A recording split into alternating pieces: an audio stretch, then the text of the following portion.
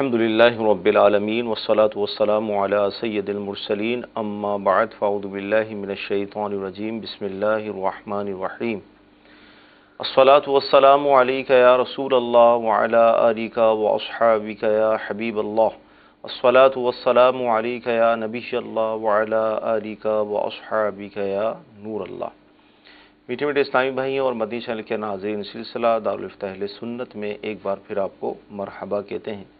ابتداً درود پاک کی فضیلت عرض کی جاتی ہے کہ فرمان مصطفیٰ صلی اللہ تعالیٰ علیہ وسلم ہے، جو مجھ پر شب جمعہ اور روز جمعہ 100 بار درود شریف پڑھے، اللہ تعالیٰ اس کی 100 حاجتیں پوری فرمائے گا، 70 آخرت کی اور 30 دنیا کی۔ صلو علی الحبیب صلی اللہ تعالیٰ علی محمد صلی اللہ علیہ وسلم۔ مدنی چینل کے ناظرین، آپ کی کالز SMS ہم شامل سلسلہ کرتے ہیں۔ الحمدللہ اس سلسلے کی برکت سے بہت سارے مسائل ہمیں سیکھنے کو ملتے ہیں۔ آئیے آپ کی کالز ہم شامل سلسلہ کرتے ہیں۔ دارالفتہ اہل سنت میں میرا یہ سوال تھا کہ میں نے 2 لاکھ کی کمیٹی ڈالی ہوئی ہے، ابھی تلک اس میں 65,000 میرے وہاں پہنچ گئے ہیں۔ میں نے اپنا مکان بنانے کے لیے، ابھی میں رینٹ پر رہتا ہوں، تو 1 سال ہو گیا ہوا ہے، 2017 کی جنوری میں ڈالی تھی، تو اس کی زکوٰۃ بنتی ہے؟ جی حضور کیا ارشاد فرمائیں گے؟ الحمدللہ رب العالمین والصلاة والسلام علی سید الانبیاء والمرسلین، اما بعد فاعوذ باللہ من الشیطان الرجیم، بسم اللہ الرحمن الرحیم۔ جو BC انہوں نے ڈالی ہے، اگر ان کے پاس کوئی اور رقم نہیں ہے، صرف یہی رقم ہے جو انہوں نے BC میں جمع کرائی ہے، جی تو چونکہ زکوٰۃ فرض ہونے کے لیے نصاب کا ہونا ضروری ہے۔ ٹھیک ہے۔ جب ان کی رقم جمع کراتے کراتے نصاب تک پہنچی، صحیح، بالفرض جو نصاب بن رہا تھا 52.5 تولے چاندی قیمت، وہ فرض کیا کہ 40,000 بن رہا ہے، ٹھیک ہے، تو جب ان کی رقم 40,000 تک پہنچی تو اب یہ صاحب نصاب ہو گئے۔ صحیح، اب سے ان کا سال جو ہے وہ شروع ہو گیا، ٹھیک ہے، نصاب کے اوپر جو سال کا گزرنا ہوتا ہے وہ شروع ہوگا۔ ٹھیک ہے، اب جب سال گزر گیا تو اب زکوٰۃ لازم ہو جائے گی۔ صحیح، لیکن جو اس طرح کی رقم ہوتی ہے، جو اس طرح کسی کو قرض پر دی ہوئی ہوتی ہے، زکوٰۃ تو اس کے اوپر شرائط کے ساتھ لازم ہو جاتی ہے، ٹھیک ہے، لیکن اس کی ادائیگی فوری واجب نہیں ہوتی ہے، بلکہ ادائیگی کی صورت یہ ہوتی ہے کہ جب بھی نصاب کے 5ویں حصے پر، یوں سمجھیں کہ نصاب اگر 40,000 ہے اور ان کو جب بھی اس کا 5واں حصہ یعنی 8,000 روپیہ مل جائے گا تو اس 8,000 کی یہ زکوٰۃ ادا کر دیں گے، اور پھر جتنے سالوں کی زکوٰۃ بنتی ہے یہ اتنے سالوں کی زکوٰۃ بھی ادا کریں گے۔ یہ مسئلہ اس صورت میں ہے کہ جب یہ پہلے سے صاحب نصاب نہیں تھے، صرف BC کی رقم جمع ہونے کی وجہ سے یہ صاحب نصاب ہوئے ہیں، تو یہ مسئلہ جو بیان کیا گیا۔ اگر یہ پہلے سے صاحب نصاب ہیں تو پھر اس کا تعلق BC سے نہیں ہے، نصاب مکمل ہونے کے اوپر جو بھی ان کے پاس جو ہے وہ قابل زکوٰۃ مال موجود ہے اس پر بھی زکوٰۃ لازم ہوگی، اور ساتھ یہ جو BC دی ہوئی ہے اس کے اوپر بھی زکوٰۃ لازم ہوگی۔ صحیح، لیکن جو پیسہ ان کے پاس ان کے ہاتھ میں موجود ہے اس کی تو فوری ادائیگی ہوگی، لیکن جو اس طرح قرض پر دیا ہوا ہے تو اس کی ادائیگی کا وہی طریقہ ہے جو پہلے بیان کر دیا گیا۔ ماشاءاللہ بہت پیارا جواب ملا۔ اور BC جو حضرات ڈالتے ہیں اس حوالے سے توجہ نہیں ہوتی کہ اس پر بھی زکوٰۃ کی صورت بنتی ہے، اور وہ کیا صورت بنتی ہے اس کی تفصیل مفتی صاحب نے بیان فرمائی۔ جی اگلی کال لیں گے۔ میرا سوال ہے مفتی صاحب سے کہ سورۃ فاتحہ کے بعد سورۃ ملانی ضروری ہوتی ہے ہر رکعت میں؟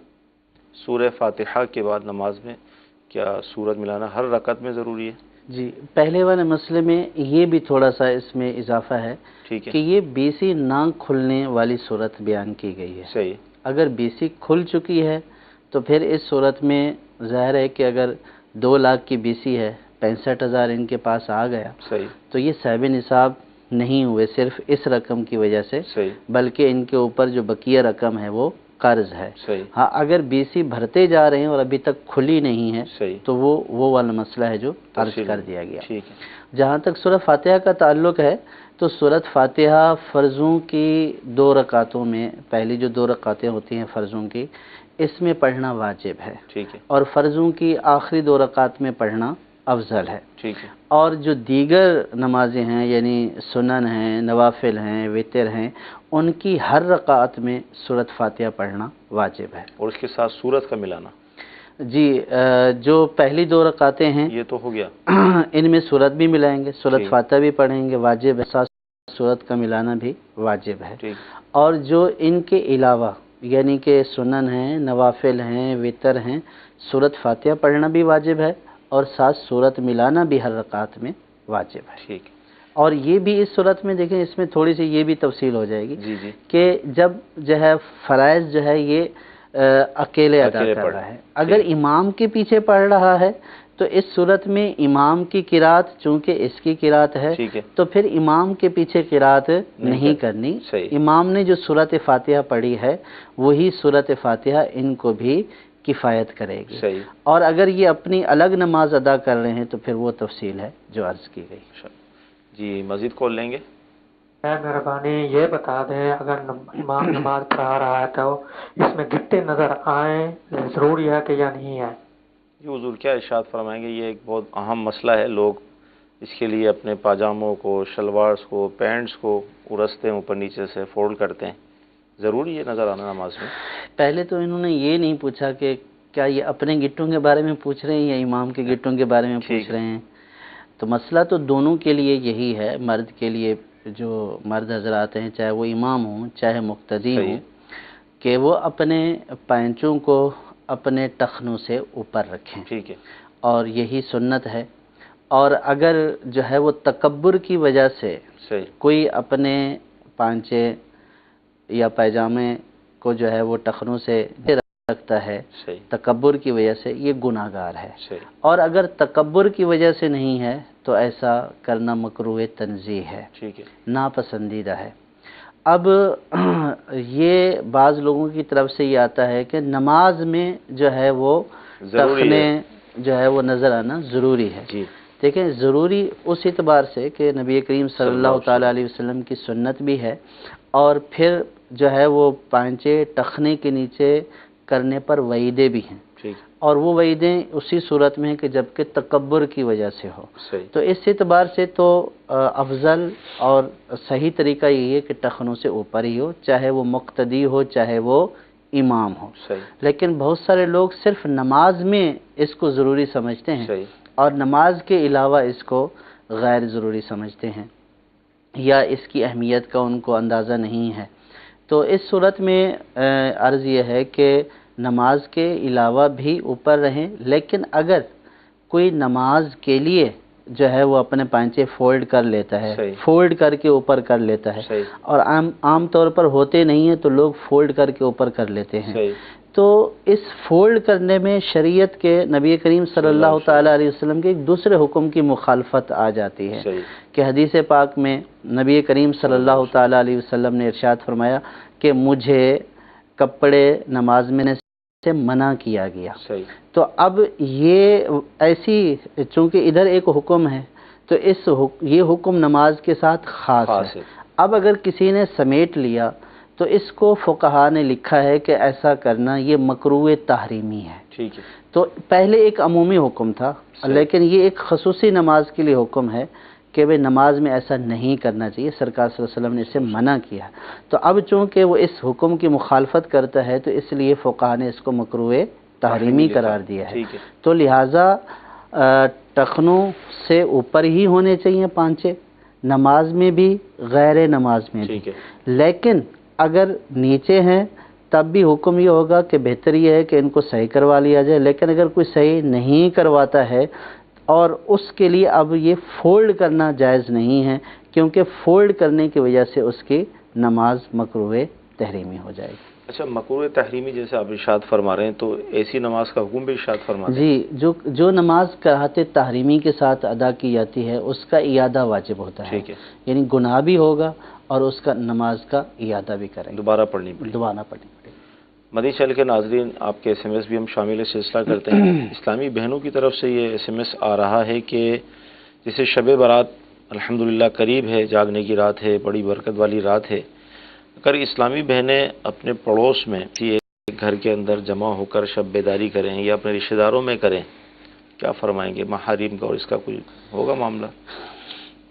اسلامی بہنوں کے لیے سب سے افضل اور بہترین یہی ہے کہ وہ اپنے گھروں میں ہی شب بیداری کا اہتمام کریں. ٹھیک ہے. اور ظاہر ہے کہ اگر غیر کے دوسروں کے گھر میں جائیں گی پڑوس میں تو وہاں پہ بے پردگی کے چانس موجود ہوتے ہیں. ٹھیک ہے. تو اس لیے جو ہے وہ اپنے گھر میں اس کا اہتمام کریں، دوسروں کے گھروں میں نہ جائیں. لیکن اگر کسی گھر میں بالکل مکمل پردے کا اہتمام ہے اور وہاں پہ رات جو ہے وہ عبادت کے ساتھ گزارنے کا جو ہے وہ پورا چانس ہے، کہیں ایسا بھی نہ ہو کہ عام طور پر عورتوں کے بارے میں مشہور بھی ہے اور یہ ایک مشاہدہ بھی ہے کہ جب 2-4 عورتیں جمع ہوتی ہیں تو وہاں پہ عبادت کم اور پھر غیبت اور دیگر گناہوں کا سلسلہ زیادہ ہوتا ہے.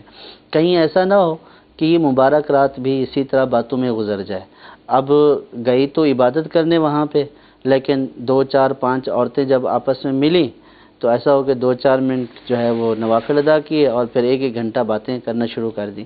تو اس لیے بہتر طریقہ یہی ہے اور سب سے احتیاط والا طریقہ یہ ہے کہ خواتین اپنے اپنے گھروں میں اطمینان کے ساتھ بیٹھ کر عبادت کریں. جی، مدنی چینل کے ناظرین، ہماری اسلامی بہنوں کے حوالے سے بھی جواب ملا کہ بہتر یہ ہے کہ اپنے گھروں کے اندر ہی اہتمام کیا جائے، اپنے گھر میں قرآن کی تلاوت کی جائے، نوافل ادا کیے جائیں، تاکہ بچوں کو بھی شعور ملے اس حوالے سے کہ یہ کوئی رات ہے جس کے اندر ہماری والدہ یا ہماری بہنیں جاگ رہی ہیں. تو یوں انشاءاللہ گھر کے اندر بھی برکت ہوگی. ظاہر اپنے گھر میں کریں گی تو آپ کے اپنے گھر میں برکت کا نزول ہوگا. اچھا حضور، دوسرا SMS یہ ہے کہ 7 تولہ سونا ہے اور 52.5 تولہ چاندی ہے بالفرض، تو اب زکوٰۃ کا حکم کیا ہوگا؟ جی، زکوٰۃ یوں ادا کریں گے کہ یہ صاحب نصاب تو ہیں. ٹھیک ہے. اب دونوں کی مجموعی جو ہے وہ مالیت جو بنتی ہے تو اس کا جو ہے وہ 2.5% اس کی زکوٰۃ ادا کی جائے گی. ٹھیک ہے. جی، اگلی کال لیں گے. مفتی صاحب کی بارگاہ میں عرض ہے کہ جس کے پاس صرف اور صرف 1 تولہ سونا ہو، اس کے علاوہ کوئی رقم وغیرہ بالکل کچھ نہیں ہے، تو کیا ان پر زکوٰۃ واجب ہوگی یا نہیں؟ جواب عطا فرما دیں. صرف 1 تولہ سونا. جی، اگر کسی کے پاس زکوٰۃ کے مال میں سے، زکوٰۃ کے جو مال ہیں ان میں سے صرف جو ہے وہ سونا ہے، اس کے علاوہ نہ چاندی ہے، نہ نقدی ہے، نہ مال تجارت ہے، کچھ بھی نہیں ہے، تو ایسی صورت میں سونے کے لیے 7.5 تولے ہونا ضروری ہے. ٹھیک ہے.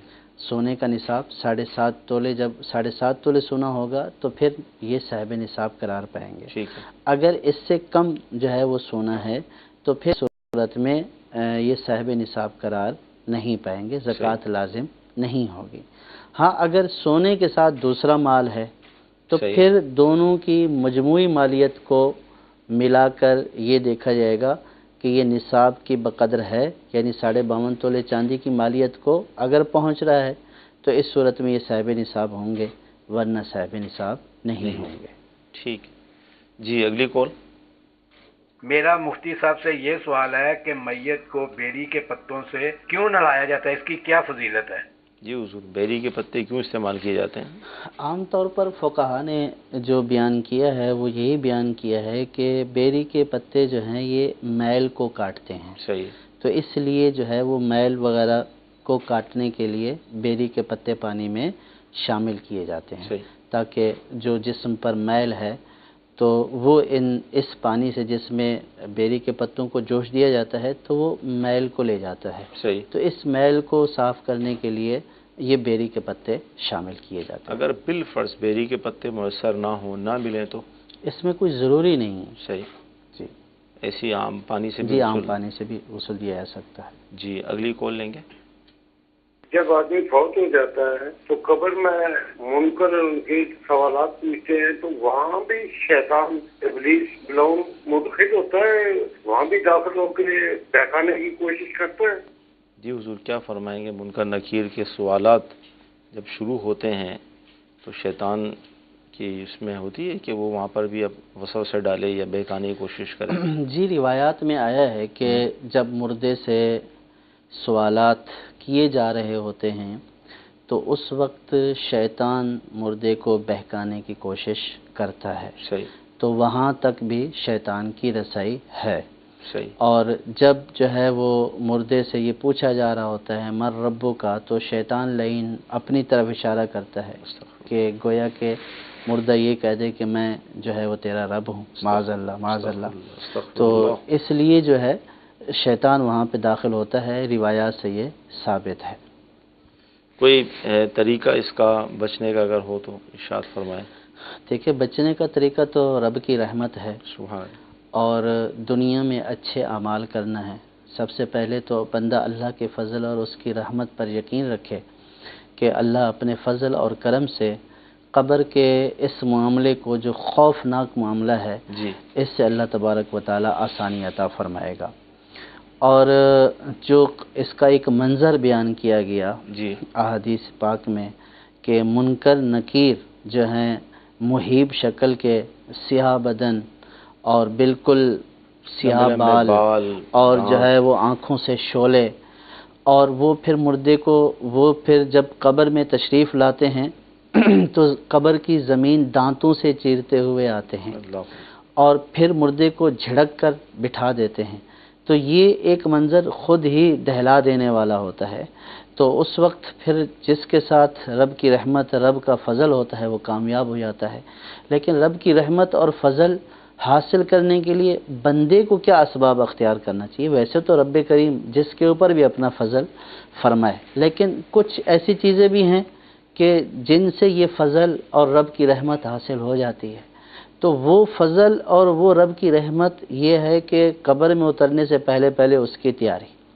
تو جو قبر میں اترنے سے پہلے اس کی تیاری کرتا ہے، رب سے ڈرتا ہے، رب کے فرامین پر عمل کرتا ہے، اور اللہ اور اس کے رسول نے جن چیزوں سے منع کیا ہے ان سے بچتا ہے، تو پھر یہ ساری چیزیں قبر کے عذاب اور اس طرح کے سوالات کے جوابات میں اس کے لیے رب کی رحمت حاصل کرنے کا ذریعہ بن جاتی ہیں۔ اور بعض اعمال ایسے بھی ہوتے ہیں کہ جو قبر کے عذاب کا سبب بن جاتے ہیں اور ان سوالات کے جوابات میں رکاوٹ بن جاتے ہیں۔ جیسے اگر کوئی صاحب ایمان ہی نہیں ہے، ایمان ہی نہیں لایا ہے، تو اس سے تو جب سوال کیا جائے گا تو احادیث پاک میں یہی آتا ہے کہ وہ کہتا ہے لا ادری لا ادری، ہے میں کچھ نہیں جانتا، میں کچھ نہیں جانتا۔ تو سب سے پہلے تو ایمان لانا ہے، پھر نیک اعمال کرنے ہیں، اور پھر اللہ کی رحمت اور اس کے فضل کے اوپر امید اور یقین رکھنی ہے۔ تو انشاءاللہ اگر یہ ساری چیزیں ہوں گی تو قبر کا معاملہ بھی اور سوالات اور جوابات کا معاملہ بھی آسانی سے گزر جائے گا۔ مدنی چینل کے ناظرین، شب برات جو آ رہی ہے اس میں بھی روایت کا مفہوم ہے کہ آئندہ مرنے والوں کے نام لکھے جاتے ہیں، اور مفتی صاحب نے جس طرح ارشاد فرمایا ہے کہ اللہ تعالیٰ کی رحمت شامل حال ہوگی تو انشاءاللہ عز و جل قبر جو ہے وہ جنت کا باغ بنے گی، اور یہ سوالات کا معاملہ بھی آسانی سے مکمل ہو جائے گا۔ اعلیٰ حضرت رحمۃ اللہ تعالیٰ علیہ نے خوف خدا کا کہتے ہیں نا کہ جب غلبہ ہوتا ہے تو آپ نے یہی ارشاد فرمایا کہ فکر معاش بد بلا ہولے معاد جا گزا، لاکھوں بلا میں پھنسنے کو روح بدن میں آئی کیوں۔ یعنی اس کے اندر اس شعر میں بھی آپ نے لوٹنے کا، یعنی دنیا سے قبر کی طرف جانے کے حوالے سے مطلب ارشاد فرمایا کہ یہ لوٹنے کا جو معاملہ ہے، واپس جانے کا، یہ بھی جان کو جو ہے گھلانے والا معاملہ ہے۔ اور یہ اہل اللہ جو اللہ تعالیٰ کے اولیاء کرام ہوتے ہیں، یہ ان کی کیفیات ہوتی ہیں۔ اور بعض کے واقعات بھی ملتے ہیں کہ جب وہ قبرستان جایا کرتے تھے تو اس قدر روتے تھے کہ بے ہوش ہو جاتے تھے، اور پھر ان کے چاہنے والے ان کو اٹھا کر لاتے تھے۔ یعنی ان کی کیفیات قبر کو دیکھ کر اس طرح ہو جایا کرتی تھیں۔ حضرت عثمان غنی رضی اللہ تعالیٰ کو تو مشہور واقعہ ملتا ہے کہ آپ اس قدر روتے تھے کہ آپ کی داڑھی مبارک سے بھی قطرے ٹپکتے تھے۔ قبر کے معاملے میں اس طرح کا معاملہ تھا۔ ایک کاش ہمیں بھی اللہ تعالیٰ اپنا حقیقی خوف عطا فرمائے، اور قبر کے حوالے سے، موت کے حوالے سے ہمیں بھی کوئی فکر جو ہے وہ لاحق ہو، اور ہم نیک عمل کی طرف مزید کوشش کریں۔ جی اگلی کال۔ قادری عرض کر رہا ہوں، میں مفتی صاحب سے یہ پوچھنا چاہتا ہوں کہ اگر کوئی عورت عمرہ کرنا چاہتی ہو اور اس کا کوئی محرم نہ ہو ساتھ جانے والا، تو کیا کوئی ایسی عورت اس کے ساتھ جا سکتی ہے جو کہ اس کے قریبی رشتہ دار ہو؟ جواب عنایت فرما دیں۔ آپ کیا فرمائیں گے؟ عورت کے ساتھ لے کے جائیں گے؟ جی، کوئی عورت جو ہے وہ کسی دوسری عورت کا محرم نہیں بن سکتی ہے۔ محرم کے لیے عاقل بالغ جو ہے وہ نیک مرد کا ہونا ضروری ہے۔ اگر عورت ہوگی تو پھر اس صورت میں جو محرم والا حکم ہے اس سے ادائیگی نہیں ہوگی، اور اس بارے میں بھی احادیث پاک میں نبی کریم صلی اللہ تعالیٰ علیہ وسلم نے ارشاد فرمایا کہ جو عورت اللہ اور آخرت پر یقین رکھتی ہے وہ بغیر محرم کے ایک دن اور ایک رات کا بھی سفر نہ کرے۔ صحیح۔ دیکھیں جو ہمارا ٹوٹل جو شرعی سفر ہے یہ 3 دن اور 3 رات کا سفر ہے۔ صحیح۔ تو نبی کریم صلی اللہ تعالیٰ علیہ وسلم نے فرمایا ایک دن کا بھی وہ بغیر محرم کے سفر، ایک دن اور ایک رات کا بھی بغیر محرم کے سفر نہ کرے۔ تو فقہاء نے اسی بنا پر فرمایا کہ اگر عورت بغیر محرم کے سفر کرے گی تو قدم قدم پر گناہگار ہوگی، قدم قدم پر گناہ لکھا جائے گا۔ صحیح۔ تو ایسا مبارک سفر اس میں جو ہے وہ قدم قدم پر جو ہے وہ گناہ ملے، اللہ تبارک و تعالیٰ کی نافرمانی کر کے جائے، اللہ کے رسول کی نافرمانی کر کے جائے، تو پھر ایسی عبادت سے کیا حاصل ہوا؟ صحیح۔ کہ جس کی بنیاد ہی گھر سے نکلتے ہی گناہ پر ہے۔ تو چونکہ یہ عمرے کا سیزن ہوتا ہے تو عام طور پر خواتین کو شوق ہوتا ہے، اور بعض ایسی بھی ہوتی ہیں بیچاریاں کہ جن کے پاس صرف اپنے ہی پیسے ہوتے ہیں۔ صحیح۔ تو پھر ان کو جو اس طرح کے افراد ہوتے ہیں، کاروان والے یا دیگر افراد، وہ کہتے ہیں کہ آپ چلی جائیں، آپ بوڑھی ہیں، چاہے عورت جوان ہو چاہے بوڑھی ہو، اس کا بغیر محرم کے سفر کرنا ہرگز جائز نہیں ہے۔ صحیح۔ یہ صرف عمرے کے ساتھ بھی خاص نہیں ہے، حج کے ساتھ بھی خاص نہیں ہے، جب بھی وہ شرعی سفر کرے گی تو بغیر محرم کے اس کا کرنا جائز نہیں۔ جی اگلی کال لیں گے۔ سوال یہ ہے میرا کہ جی کھانا کھاتے ہوئے کیا ہم کوئی گفتگو کی شنید کر سکتے ہیں؟ مشہور ہے کہ کھانا چپ چاپ کھائیں، تو کیا فرماتے ہیں؟ کھانے کے جو سنن و آداب بزرگوں نے بیان کیے ہیں تو اس میں یہی لکھا ہے کہ جب کھانا کھائے تو کھانا کھاتے ہوئے اچھی اچھی باتیں بھی کرتا جائے، صحیح، جان بوجھ کر خاموش نہ رہے، یہ مجوسیوں کا طریقہ ہے۔ صحیح۔ ہاں اگر کسی نے اچھی بات کرنی، بالکل فضول اور بیہودہ باتیں کرنی ہیں تو اس سے بہتر یہ ہے کہ چپ رہے۔ صحیح۔ کھانے کے حوالے سے مزید اگر آپ معلومات حاصل کرنا چاہتے ہیں تو کھانے کا اسلامی طریقہ امیر اہل سنت کا ایک بہت پیارا رسالہ ہے، آپ اس کا مطالعہ کریں گے تو آپ کو اندازہ ہوگا کہ کھانے کا اور اس کے اندر مطلب کیا مدنی پھول ہیں۔ اسی طرح اگر چاہیں تو ایک کتاب بھی ہے، یعنی فیضان سنت کا ایک باب ہے آداب طعام، اس کے اندر بھی اس حوالے سے بہت اہم مدنی پھول ہیں، احادیث مبارکہ ہیں، تو یہ دونوں چیزیں آپ اگر حاصل کر لیں گے تو مزید انشاءاللہ آپ کو معلومات حاصل ہوگی۔ جی اگلی کال لیں گے۔ میرا سوال یہ ہے کہ جب گھر میں میاں بیوی بیٹھے ہوں اور میاں قرآن کی تلاوت اونچی آواز میں کر رہا ہو اور بیوی کوئی اور ذکر اذکار کر رہی ہو، تو کیا بیوی پہ قرآن سننا ضروری ہے؟ جی اب ایک طرف قرآن کی تلاوت ہے، دوسری طرف وظائف ہیں بلند آواز سے، اس صورت میں جو وظائف میں مشغول ہے، جو اس مقصد کے لیے بیٹھا ہی نہیں ہے تلاوت کلام پاک سننے کے لیے، بلکہ وہ اپنی عبادت میں الگ سے مصروف ہے، تو اس کے اوپر اب تلاوت کلام پاک کا سننا واجب نہیں ہے۔ صحیح۔ تو حل اگر کوئی مزید کہ وہ اگر اپنا وظیفہ بھی کرنا ہے تو کیا کریں؟ دیکھیں وہ وظیفہ کرتے رہیں اور یہ تلاوت کرتے رہیں، صحیح، اس میں جو ہے وہ ان کے اوپر سننا لازمی نہیں ہے، اور نہ سننے کی وجہ سے وہ گناہگاری نہیں ہو رہی ہیں۔ صحیح۔ اور اگر یہ چاہیں جو پڑھنے والے ہیں تو اپنی آواز پست رکھیں، صحیح، لیکن بعض لوگوں کا یہ طریقہ ہوتا ہے کہ ان کو تلاوت میں مزہ ہی آتا ہے کہ زور زور سے اونچی آواز سے پڑھتے ہیں، تو اب جب وہ اس مقصد کے لیے بیٹھی نہیں ہیں، وہ اپنے کام کاج میں یا دیگر عبادت میں مصروف ہیں، تو اب ان کے اوپر سننا واجب نہیں ہے، اور یہ بھی اونچی آواز میں پڑھنے کی وجہ سے گناہگار نہیں ہے۔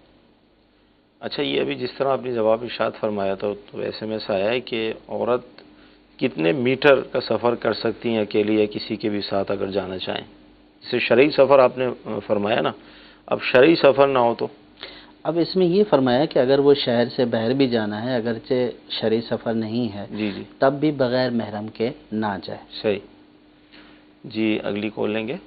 مجھے یہ سوال کرنا تھا کہ یہ نماز امام کے پیچھے کیسے پڑھی جائے گی اور اکیلے کیسے پڑھی جائے گی؟ اچھا، نماز امام کے پیچھے اور اکیلے کیسے پڑھیں گے، فرق کیا ہے دونوں میں؟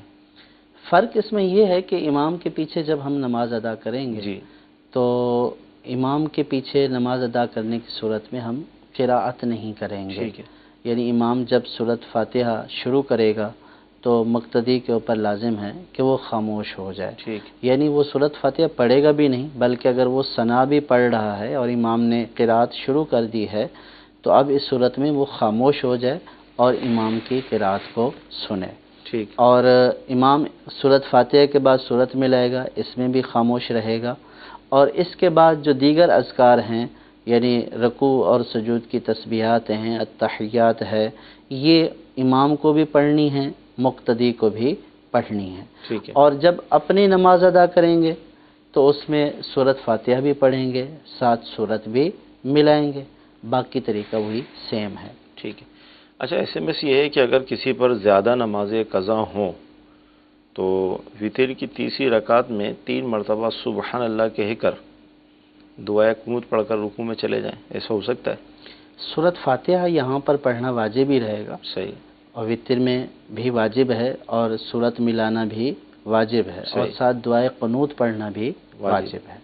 انہوں نے شاید وہ اس پر قیاس کر لیا. جی، جو فرضوں کی 4 رکعتیں ہیں، اگر ان میں آخری 2 میں جو ہے اگر 3 سبحان اللہ کی مقدار چپ کر کے کھڑا رہا اور یا 3 سبحان اللہ 3 مرتبہ پڑھ لیا تو اس صورت میں وہ ان کے قیام کی ادائیگی ہو جائے گی. ٹھیک ہے. اچھا، اشراق، چاشت اور صلاۃ التسبیح ان تینوں کو ایک ساتھ پڑھ سکتے ہیں؟ اور اگر بالفرض نہیں پڑھ سکتے، یہی SMS میں ہے، تو کتنا گیپ ہو ٹائم کا اس میں؟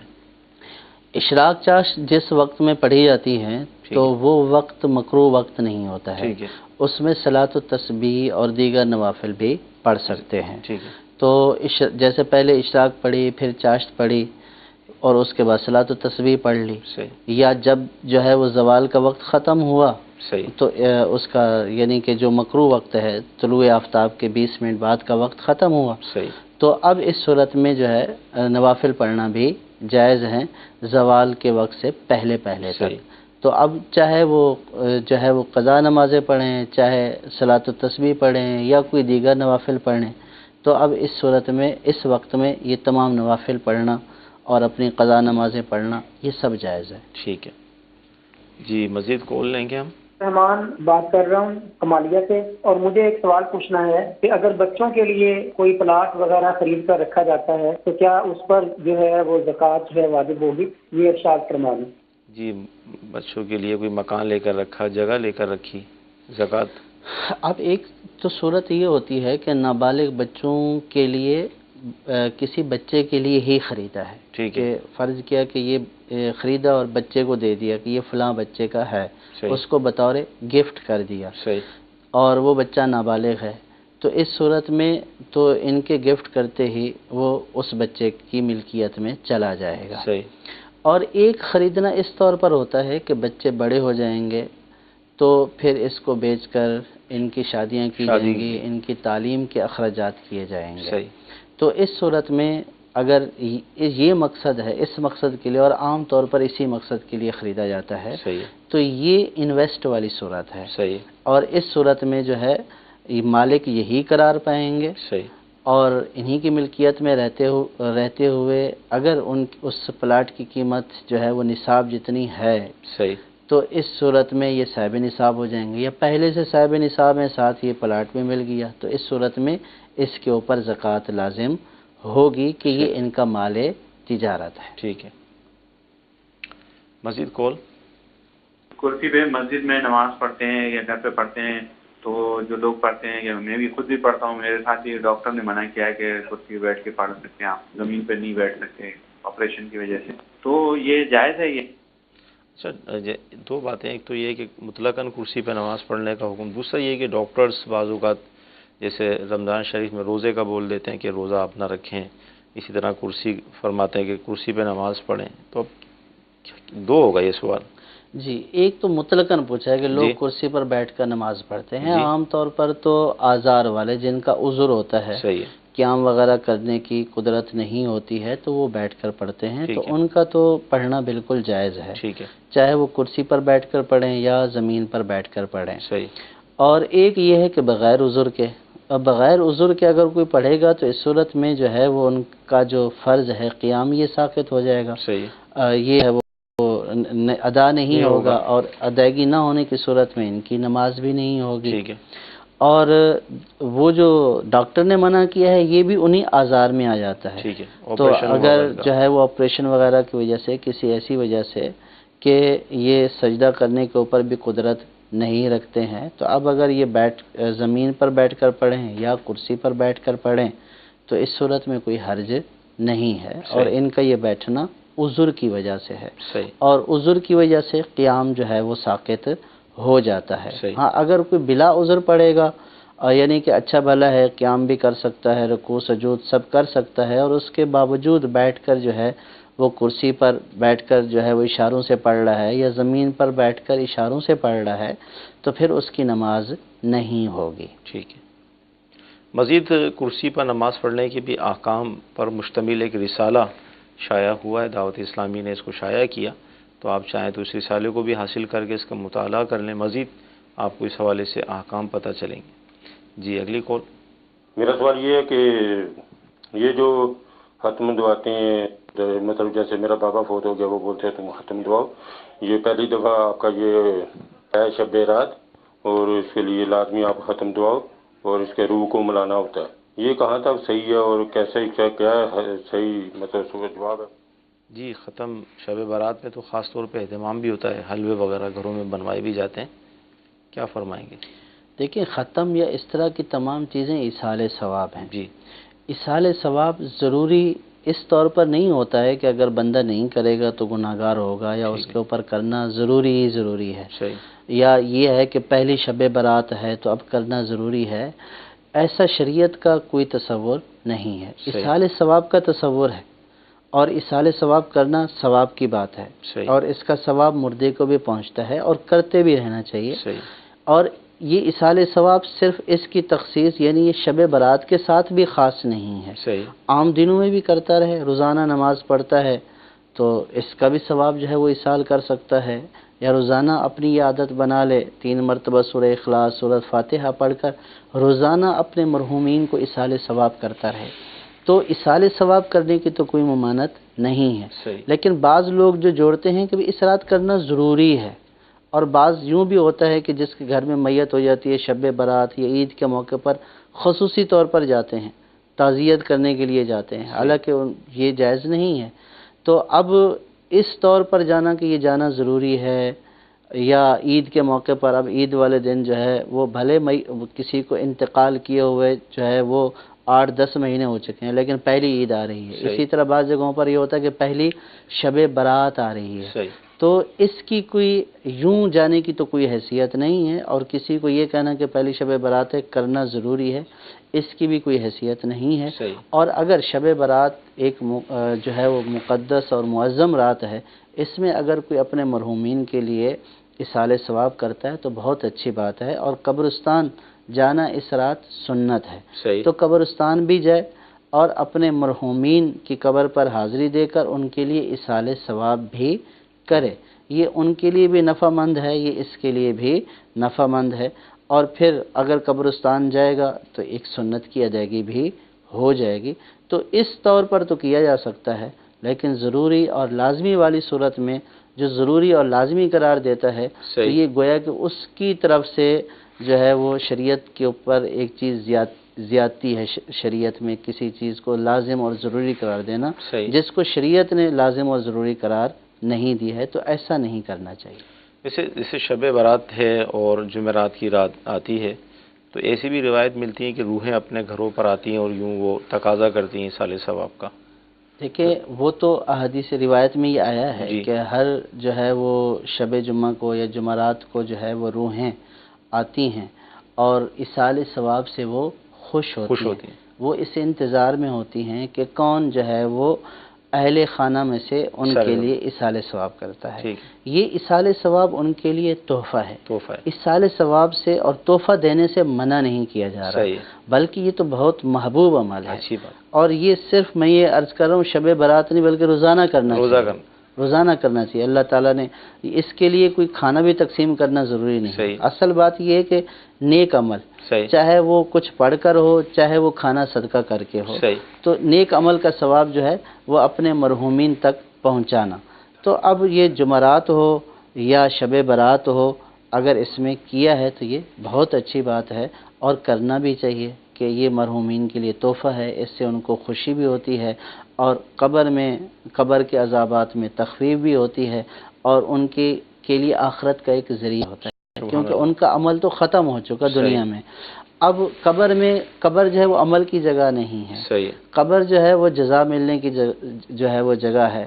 اب اس کا آخرت کا مرحلہ شروع ہو چکا، اب جو اس کی امداد کی جا سکتی ہے قبر والے کی، وہ اصال ثواب کے ذریعے کی جا سکتی ہے۔ تو اصال ثواب کریں، ڈھیروں کی تعداد میں کریں، لیکن کسی دن کو خاص کرنا اور لازم کر دینا کہ اس دن کرنا ہی ضروری ہے، تو اس کی نفی کی جا رہی ہے کہ ضروری نہیں ہے۔ مدنی چینل کے ناظرین، ہم نیت کرتے ہیں کہ آنے والی جو پیر ہوگی منڈے، اس دن جو ہمارا سلسلہ ہوگا مغرب کے بعد، تو کوشش کریں گے کہ شب برات اور اس کے نوافل اور اس حوالے سے ہی خاص موضوع رکھا جائے، کیونکہ پھر جو منگل ہے منگل وہ شب برات کی رات ہوگی، تو انشاءاللہ ایک اچھا سلسلہ اس حوالے سے ہم مینیج کر لیتے ہیں، تاکہ اس سلسلے میں جو مزید آپ کے ذہن میں سوالات ہیں، SMS آپ کے آئیں گے، انشاءاللہ ایک اچھا سلسلہ یوں ہو جائے گا اور ایک اہم معلومات آپ کو ہو جائے گی۔ نوافل کے حوالے سے قبرستان میں جانا ہے تو وہاں جانے کا انداز کیا ہوگا، اور اس حوالے سے بھی بہت ساری چیزیں ایسی ہیں کہ جو ہمارے معاشرے کے اندر غلط رائج ہیں، یعنی آگ کا استعمال موم بتی کی صورت میں قبر کے اوپر آگ بھی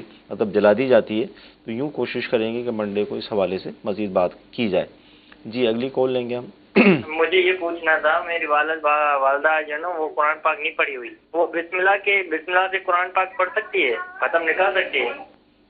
بسم اللہ الرحمن الرحیم، پورا قرآن؟ جی اگر اس طور پر قرآن پاک کھولا تو قرآن پاک کو دیکھنے کا، چھونے کا اور صرف بسم اللہ پڑھنے کا ثواب ملے گا، لیکن اس کو قرآن پاک کا ختم نہیں کہیں گے۔ صحیح۔ تو جو نہیں پڑھا ہوا اس کو کوشش کرنی چاہیے کہ قرآن پاک کو پڑھنا چاہیے، سیکھنا چاہیے، سیکھنے کی کوشش کرنی چاہیے۔ لیکن اگر وہ یہ سمجھتا ہے کہ بسم اللہ پڑھنے سے اس کو قرآن پاک پڑھنے کا ثواب حاصل ہو گیا، تو ایسا نہیں ہے، اس کو صرف بسم اللہ الرحمن الرحیم پڑھنے کا ثواب ہو گیا، یا پھر یہ قرآن کو دیکھنے کا یا چھونے کا جو ثواب ہے وہ ملے گا۔ اچھا، اس میں یہ ہوتا ہے کہ یہ بھی کہا جاتا ہے کہ بسم اللہ کا قرآن ختم کیا؟ نہیں، یہی تو بات ہے نا کہ اس کو ختم قرآن سمجھا جاتا ہے، کہ بسم اللہ کا قرآن ختم کیا، اس کو ختم قرآن سمجھا جاتا ہے۔ یہ ختم قرآن نہیں ہے، اور یہ تو بسم اللہ کی تکرار ہے۔ صحیح ہے۔ تو بس بسم اللہ الرحمن الرحیم کے جو ثواب ہے پڑھنے کا وہ ملے گا، ختم قرآن کہنا یا ختم قرآن کا ثواب ملنا اس میں ہوگا۔ مدنی چینل کے ناظرین، آج جمعرات ہے اور جمعرات کو دعوت اسلامی کے تحت سنت و بھرے اجتماعات کا سلسلہ ہوتا ہے۔